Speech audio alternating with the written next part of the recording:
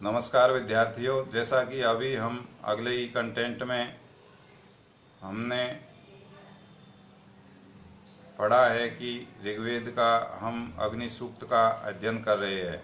मैं प्रोफेसर सुरेश चंद्र मीना, सह आचार्य संस्कृत, राजकीय महाविद्यालय गंगापुर सिटी, लेकर आया हूं आज आपके लिए अग्नि सूक्त। पूर्व में पढ़ाए गए उससे आगे पिछले मंत्र में हमने पिछले मंत्र का रेफरेंस यहाँ पर दे देता हूँ। हमने पढ़ा था कि जो अग्नि देवता है, अग्नि देवता की स्तुति ऋषि विश्वामित्र करते हैं कि हम उत्तम बुद्धि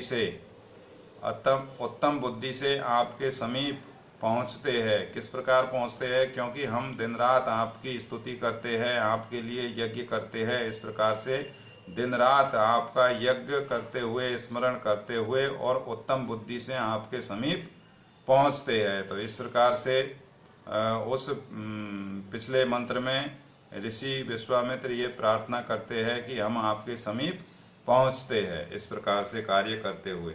अब अगला जो मंत्र है नंबर 8वां, वो है राजंतम अध्वराणाम गोपम ऋतस्य दिदिविम वर्धमानम स्वेदमे। ये मंत्र है 8वां मंत्र। ये ऋग्वेद का जो प्रथम मंडल है, उस प्रथम मंडल में पहला सूक्त है अग्नि सूक्त, उसका 8वां मंत्र है। तो इस मंत्र का अन्वय करेंगे तो अन्वय होगा राजंतम अध्वराणाम गोपाम ऋतस्य दिदिविम स्वेदमे वर्धमानम। ये इसका अन्वय है। अब हम इसका अन्वय है, इसका अनुवाद या इसका जो भावार्थ है, व्याख्या है, वो करते हैं। राजंतम, राजंतम, इस मंत्र में ये समझना है ऋषि विश्वामित्र ने इस मंत्र में अग्नि देवता की जो अग्नि देवता की विशेषता अर्थात विशेषणों का उल्लेख किया है। तो राजंतम, प्रकाशमान होते हुए। अग्नि देवता कैसा है? प्रकाशमान होते हुए। अग्नि देवता स्वयं प्रकाशमान है, स्वयं प्रकाशित होते हैं। प्रकाशमान होते हुए, राजंतम, प्रकाशमान होते हुए। अध्वराणाम, अध्वराणाम, ने ध्वर अध्वराणाम, अर्थात हिंसा से रहित, हिंसा से रहित। अध्वराणाम, ध्वर कहते हैं हिंसा को। अध्वराणाम, हिंसा से रहित, जिसमें हिंसा नहीं होती है, ऐसे हिंसा से रहित।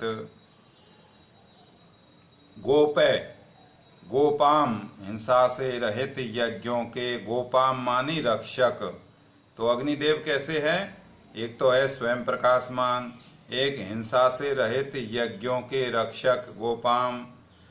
ऋतस्य दिदिविम, ऋतस्य सत्य कर्म फलों को, दिदिविम मानी पुनः पुनः प्रकाशित करने वाले।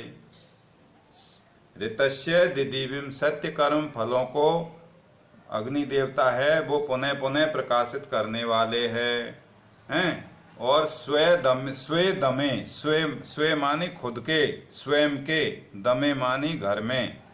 तो अग्निदेव का घर यज्ञशाला को माना गया है। स्वेदमे, अपने घर में, अपने यज्ञशाला में। वर्धमानम, अर्थात वृद्धि को प्राप्त होते हैं।